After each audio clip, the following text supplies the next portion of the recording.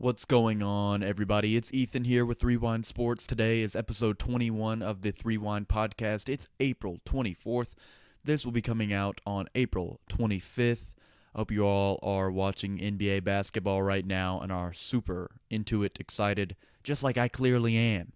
And I got a lot to talk about today, but before I do, again, it's just me today.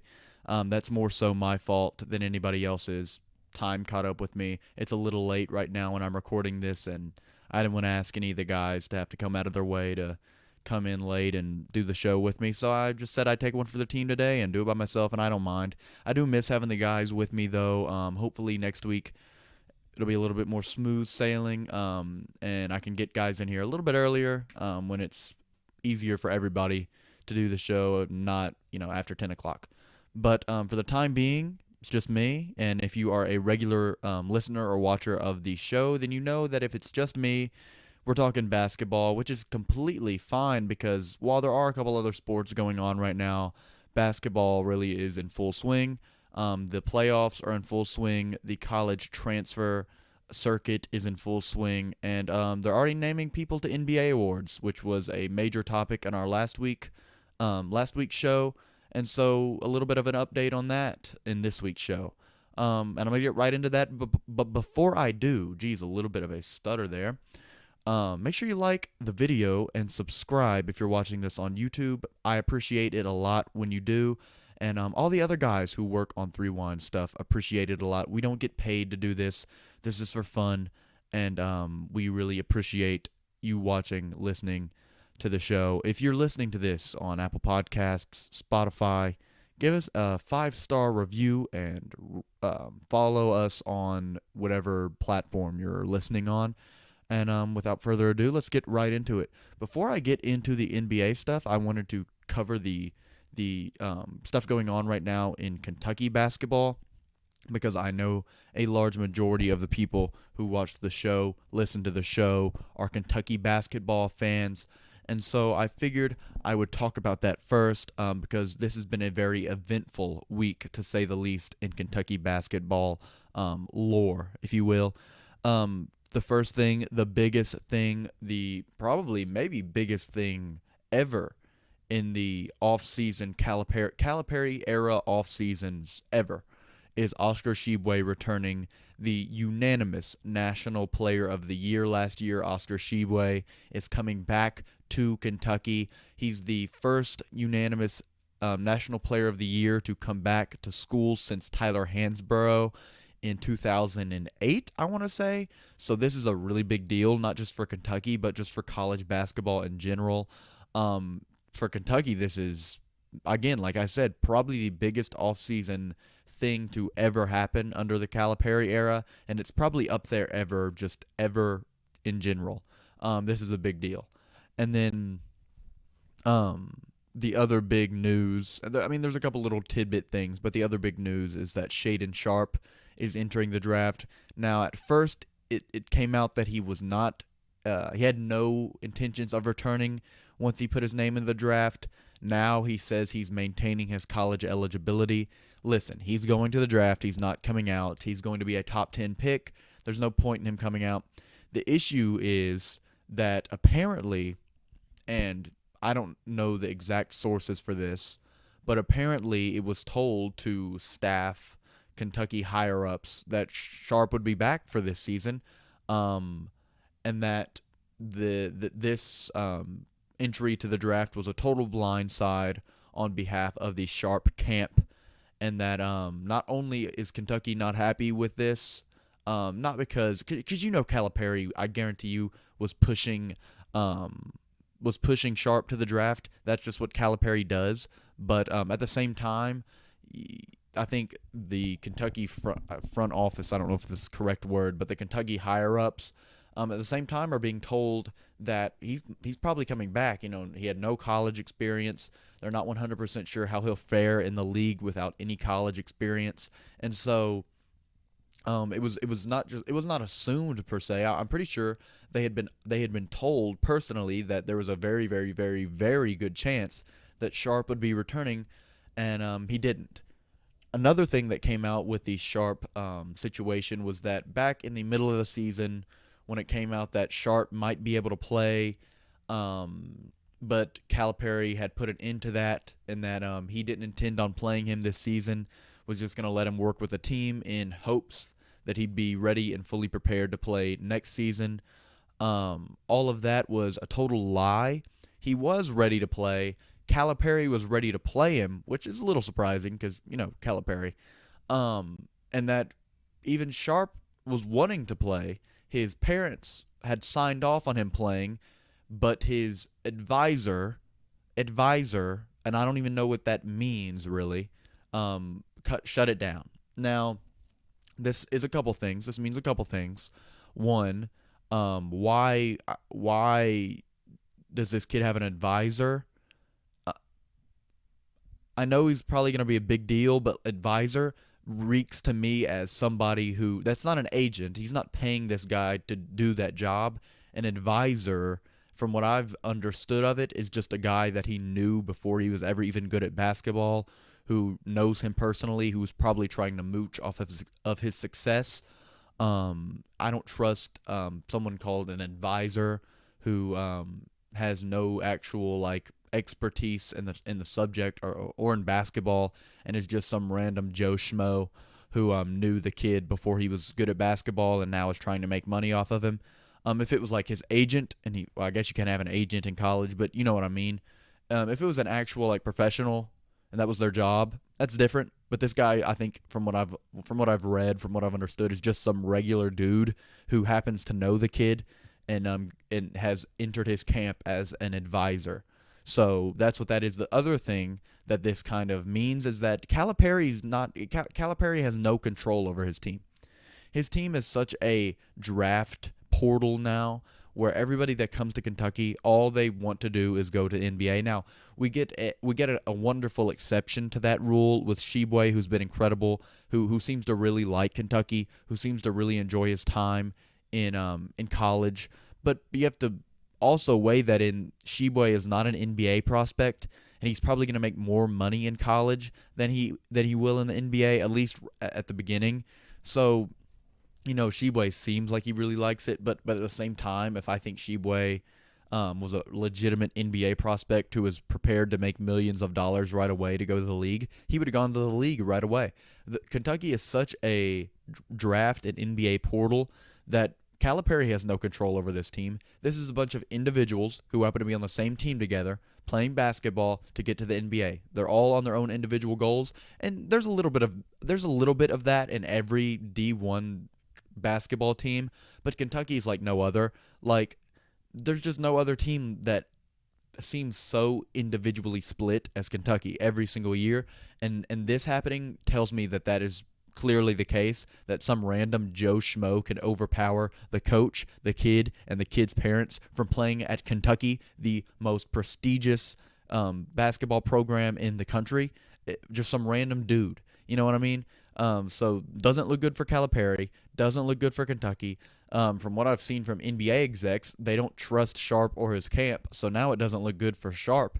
And there's a random dude out there that's probably about to make millions of dollars off this kid who may have been working like at McDonald's a year ago. Who knows?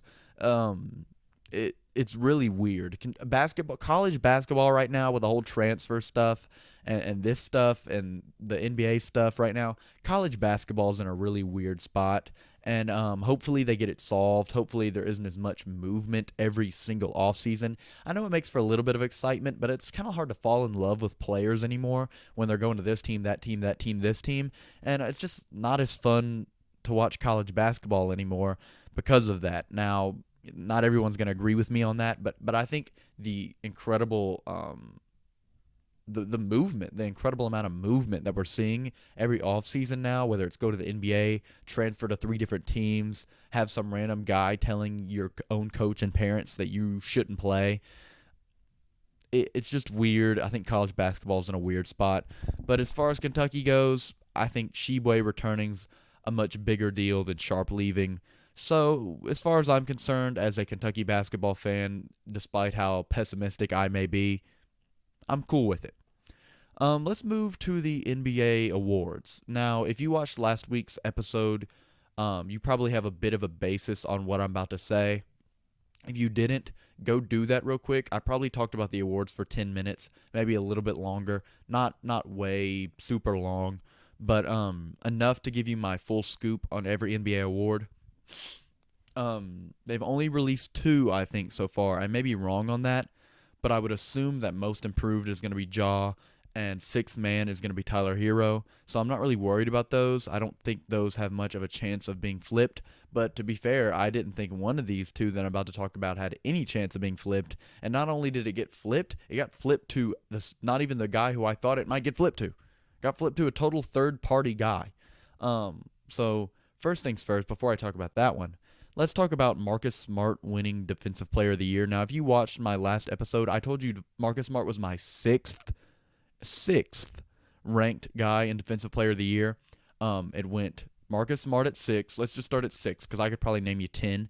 It went Smart at 6, Giannis at 5, I believe Bam Adebayo at 4, Jaren Jackson Jr. at 3, Mikal Bridges at 2, Rudy Gobert at 1. But I said if Mikal Bridges won, I'd be fine with it as much as I wanted Rudy to win. I think Rudy deserved to win. I think if Mikal had have won, I would have been cool with it. Marcus Smart winning really wasn't on my radar. If you remember correctly, if I remember correctly, if you remember, nobody outside of Boston was even putting Marcus Smart's name in the Defensive Player of the Year race until like the last 2 weeks of the season. Not a soul. I didn't hear Marcus Smart's name in the race like as an actual contender until the last 2 weeks of the season. What are these awards anymore, right? It needs to be a year-long success award. Marcus Smart's a fantastic defender. He's not the best defender in the league. He's not even the best perimeter defender in the league. He is not even the best perimeter defender on the league. You could make the argument that he's barely the best defender on his own team. He is very good, and I like Marcus Smart, and I love the heart he gives. And earlier this year, I was saying I wish the Jazz would try to find a way to get him on the team as as a perimeter defender because we're missing perimeter defense, and I'm about to talk about that in a second. But he's just not the Defensive Player of the Year. He's just not, and it starts to make you question. What do the NBA awards matter anymore? Does the MVP matter anymore when all these smaller awards are just getting totally screwed over because people like Kendrick Perkins have a vote? Kendrick Perkins is a dunce, dude. He's so stupid. Have you ever heard the man talk? He's a caveman. There's people out there that have so much basketball knowledge. There's players who are in the media who don't have a vote, who played for years, just like Kendrick Perkins, who have a vote, who don't have a vote, who are far more intelligent, just clearly know what they're talking about more than Kendrick Perkins. It's people like Kendrick Perkins shouldn't have a vote. And by people like Kendrick Perkins, I mean just dumb people. And it's clear to see when someone's dumb because Kendrick Perkins is a dumb person. Who wasn't very good at basketball in the NBA.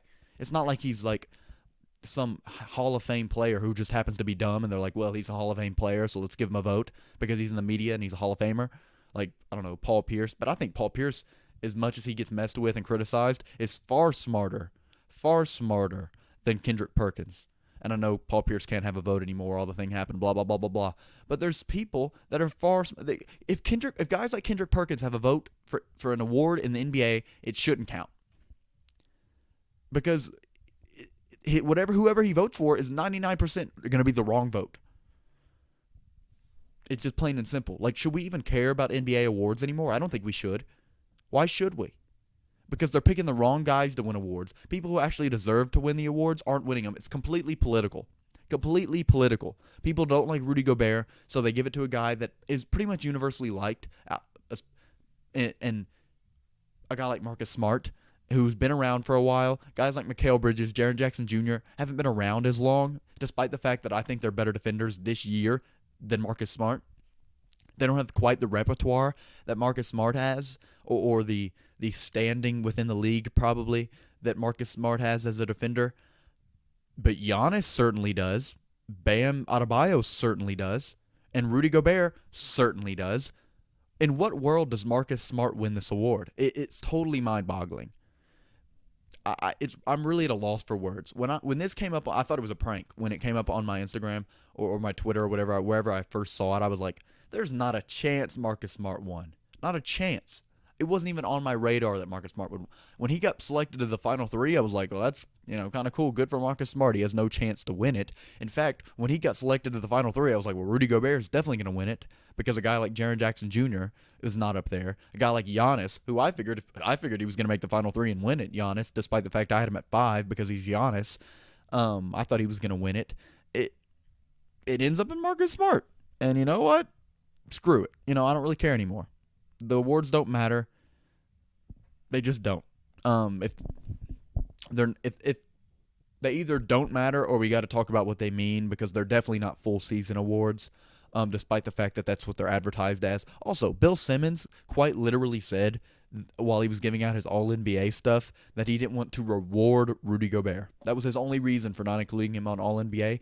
Now, I'm not saying Rudy Gobert has to be on your All-NBA, but I'm saying if you're going to not include him, at least give us a legitimate reason. Bill Simmons is a smart guy, very well respected within the NBA community, and gives such a lackluster schmuck response as, I don't want to reward him. That's where the politics are, dude. People just don't like Rudy Gobert. People just don't like him. That's where the politics are. So, hey, if that's what we're judging it off of, count me out, because the awards don't matter anymore. Just like this next one, Rookie of the Year. Totally robbed a kid. Totally robbed him. Scotty Barnes wins Rookie of the Year. Now, again, if you watch my last one, I had Scotty Barnes at 3, Cade Cunningham at 2, and Evan Mobley at 1. Scotty Barnes is a fantastic player, and I'm less mad about this one because Scotty Barnes is so good, and I do think he has the highest ceiling out of any of these guys because his repertoire on offense and defense are both incredibly high, whereas Cade Cunningham, offensive guy, Evan Mobley, defensive guy. But this year, man, Evan Mobley has been astronomically good. He has been so good that he is probably the best defensive rookie we've ever seen, especially since, like, Kevin Garnett. I said that on the last one, but I stand by it. He's been that good on defense. It's a generational defensive rookie year. Scotty Barnes hasn't had that. He just hasn't had that. Now, I'm not saying that just on defense. I'm saying that in general. Nothing about Scotty Barnes' rookie year was generational. Nothing about Scotty Barnes' rookie year is going to be remembered as one of the greatest rookie years ever. Evan Mobley's will, and yet he didn't win the award. It's so wild and mind-boggling how that even happened. I thought what was going to happen was they were going to give it to Cade because everyone loves Cade, and he had the Marcus Smart thing where the last couple weeks of the season he was really good, and I was like, well, if they're giving it for the last 2 weeks of the season and Marcus Smart's winning it for being good the last 2 weeks of the season, then might as well give it to Cade Cunningham too. He was great the last 2 weeks of the season. Give it to him. Nope. Let's give it to Scotty Barnes. Man, Evan Mobley robbed. Evan Mobley robbed. It's not even close. Evan Mobley had the best rookie season all year. All year he was the best rookie. There wasn't a moment where he wasn't the best rookie. You could argue that near the end, Cade Cunningham was better in the moment than Evan Mobley, but Evan Mobley was the best rookie at least 90% of the season. At least 90% of the season. I don't think Scotty Barnes was the best rookie 1% of the season, dude. I don't think so. I think Cade Cunningham may have had the very end of the year, but 90% of the year, Evan Mobley was the best rookie. I don't think Scotty Barnes was the best rookie for a percent of the year. And I really like Scotty Barnes. He seems like a cool dude. He's a fantastic player. And in another year, I think he could very well have won it. I think if Evan Mobley hadn't been around this year and all we had seen was Cade Cunningham and Scotty Barnes, and Scotty Barnes had been the number one guy the first half of the year, I think he would have won it, and he would have been the front runner. Evan Mobley should have won this award, man. Total, just disgusting, man. This kid was robbed. I hope he has a fantastic career. I hope they all do, but I hope Evan Mobley shows them, like, man, that should have been me. Let's talk about the playoffs. More so specific teams in the playoffs. Suns, Pelicans, Devin Booker gets hurt. I don't think it's going to matter. It might matter later on, second round, if the Jazz could do something, which they won't. I'll talk about that in a second. They could luck out the fact that Devin Booker isn't playing. Do I think they would win if Devin Booker's not playing? No. But do I think they have a better chance? Yeah.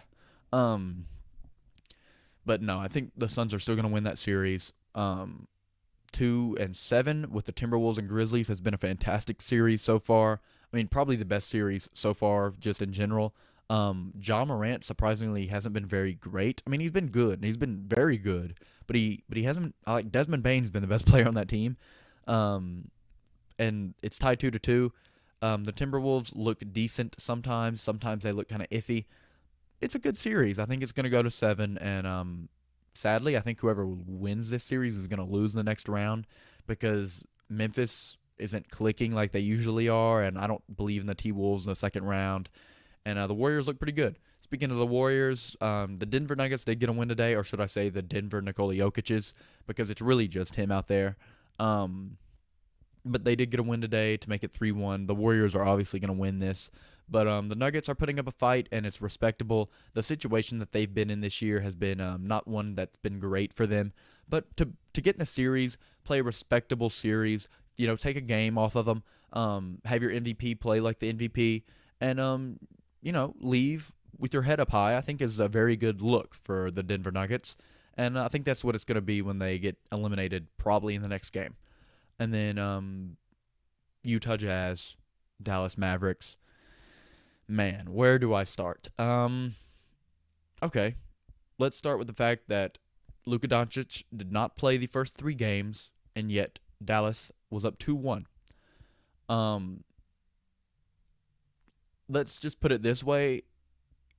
If Luka Doncic doesn't play the first 3 games for the Mavericks and they're playing the Jazz should be up 3-0.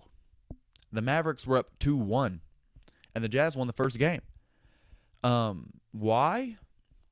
Because the Jazz have the worst built team in the league. And yet, that shouldn't be like that. Because they have the Defensive Player of the Year, the real Defensive Player of the Year, and Rudy Gobert, who's been good, who you're not going to think has been good because the media is not going to portray him as good because he's Rudy Gobert and the media does not like Rudy Gobert, but he's been very good at what he does. And his teammates are just screwing him over. Look, the layup or dunk or easy 2 is the most efficient shot in basketball. Rudy Gobert takes away the most efficient shot in basketball at a higher rate than any other player in the NBA. He's the most efficient defender in the NBA. He can defend the perimeter better than the average center, right? That's not his forte, but he can handle his own out there. The issue is that you can't be 2 places at once, especially when you're not a super mobile big. Rudy Gobert will be on the perimeter. Most of this series he's been guarding Maxi Kleber. And what will happen is a guy like Jalen Brunson, sometimes Spencer Dinwiddie, but most of the time for this series it's been Jalen Brunson, who's very quick, has a good handle, controls the ball well, and has a quick first step. Gets straight away, just straight past the Utah Jazz perimeter defender that's on him, and Rudy has to do his job, which is take away the most efficient shot in basketball, the layup. He comes over, and not once have they taken it up and tried to lay it up over him, because that'd be dumb.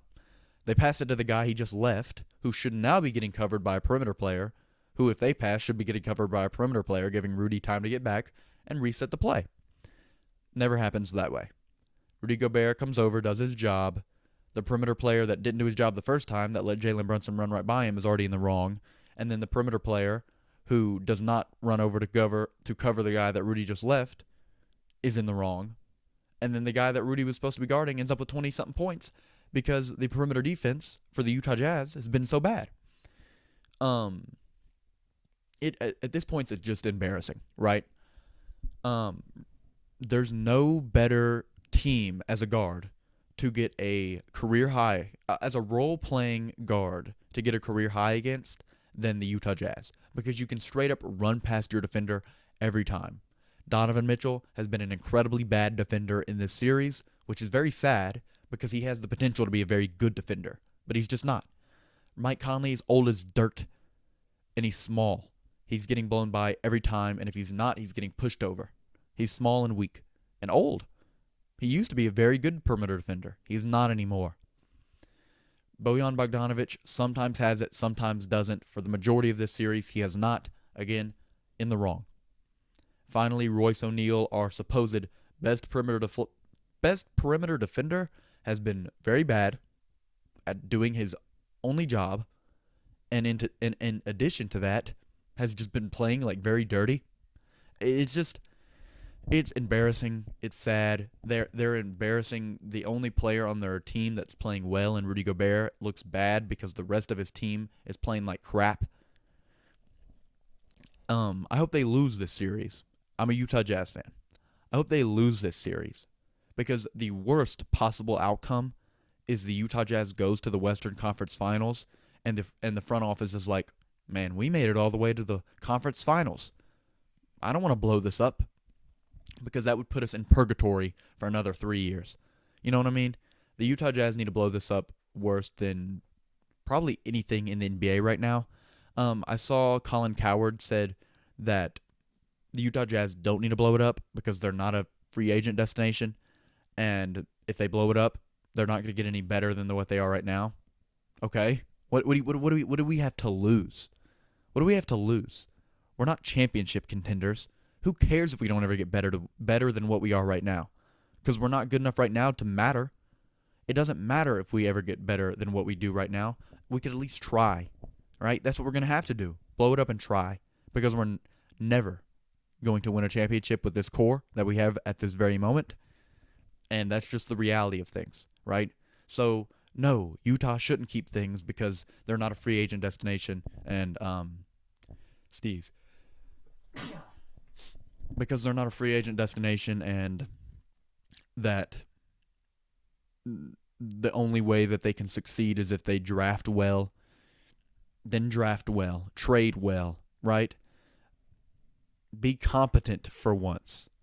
But whatever we're doing right now is not what we need to be doing for the future. It's just not, because we're not going to win with what we're doing right now, so we got to try to do something else. I would never tell you that Philadelphia is a fantastic market. It's definitely bigger than Utah. But if I was a free agent and I had to choose between Philadelphia and 99% of other teams, I'm choosing the other team. Their process has worked great, and if they had a star that could stay healthy, they'd probably be an actual contender. And if their other star, Ben Simmons, at the time, wasn't a total mental case, then they'd probably be a contender. You know what I mean? So try something like that, man. We got to try something. What we're doing right now is not going to work, and we can keep living in this la-la land that it will, but if we keep doing that, we'll keep living in mediocrity, and we'll keep being the Utah Jazz that is ruthlessly made fun of for losing in the first and second round every year, and 30 years down the line has a very good win percentage, but no championships to show for it, and I don't really care for that. You know what I mean? I like to win rings, and that goes for Kentucky basketball too. I don't like being mediocre. I like to win rings. So when you're not winning rings, get out the way. You know what I mean? That's your only job. That's the only goal. Look at that goal and try to get there. If you failed trying, then so what? You know, you're still an NBA team and you're still a bunch of millionaires. You know, screw it. But if you get there, you get there. What we're doing right now is neither, and I don't really care for it. Let's look at the East. At the 1-8 series, at one point looked like it might be a little bit competitive between the Heat and the Hawks. Today, the Heat absolutely waxed the Hawks. It's 3-1 now. The Hawks are going to lose. Their little hoorah they had last year doesn't look like it's going to last. Trae Young is not the Superman that people acted like he would become after they got smoked in the first game. They did win a game, which, again, if an 8 seed ever beats a 1 seed in the first round, that's a kind of a W. But the fact that they made it to the Eastern Conference Finals last year and they're an 8 seed only winning one game in the first round, that's an L. You know what I mean? So, the Hawks don't stand much of a chance. If they come back from 3-1, sue me. 2-7. Who is? Yeah, I'll talk about that one in a second. And then the 3-6, Bucks and Bulls. Doesn't matter. The Bucks are going to win that. They're up 3-1 right now. They're decimating the Bulls. Look, the Bucks are never good in the first two games of a series, and if you're 1-1 after the first two games of a series with the Bucks, you're probably going to lose because the next 3 games they play they'll beat you by 30. That for some reason they're just not great in the first two games. If you're splitting those, you're going to lose. You have to win those first two games. The Suns won the first two games last year in the finals and still lost because the Bucks after the first two games are just a superpower. But we're seeing that now. And then 4-5 over there is the Raptors and the 76ers. And not a great, super fun series, but hey, I don't like the Philadelphia 76ers, so I hope the Raptors take, another 2 games, send it to 7, and then the 76ers win like they probably should be winning. And then, last series, the series right now in the NBA that everybody's talking about, the Celtics and the Nets. The Celtics have been great, and I know I didn't bash Marcus Smart earlier at all, actually. I love Marcus Smart. I think he's a fantastic player. I just don't think he's the defensive player of the year, but I think he's a fantastic player. However, the Celtics as a whole have been great this series. Jason Tatum has been the best player on the floor every night. There was that one night Kyrie Irving looked great, but for the most part it's been Jason Tatum. Jaylen Brown's been great. Robert Williams is back. Al Horford has been very good. Marcus Smart, very good. Daniel Tice has been good. They're a very good team, to put it simply. Right now, I think they're the best-looking team in the NBA, which is funny because at one point they were like the 10th seed earlier in the season. Like they looked like they were going to be crash and burn. They're looking very, very good right now, and they're beating up on the Nets, who have Kevin Durant and Kyrie Irving. That's my talk about the Celtics. I really don't care about talking about the Celtics. They've been very good. Let's talk about the Nets. Remember before the season started when everyone just assumed that the finals would be the Nets versus the Lakers? The Lakers didn't make the play-in tournament, and now the Nets are about to get swept in the first round as a 7 seed. Man, screw your super teams, dude. This is no more super teams. This is fantastic for basketball. Kevin Durant has not been good. Kyrie Irving has been good sometimes. The team as a whole, not very good because they've never played together before. I think this core has played 16 games together over the course of the season. They're not even a real team. They're like a pickup YMCA team that happens to have NBA players on it that have never played together before, who just happen to practice together every now and then. Like, jeez, I'm going to have hat troubles. Let me see if I can fix my hat real quick. All right. It's interesting to say the least how bad of a coach Steve Nash is. Steve Nash has been astronomically bad in this series. Doesn't know when to call timeouts. Doesn't know when to change his lineups. Doesn't know when to take his stars out, put them in.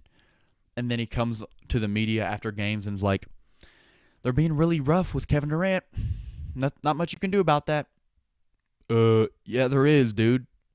Draw some plays. Get him open. It's Kevin Durant.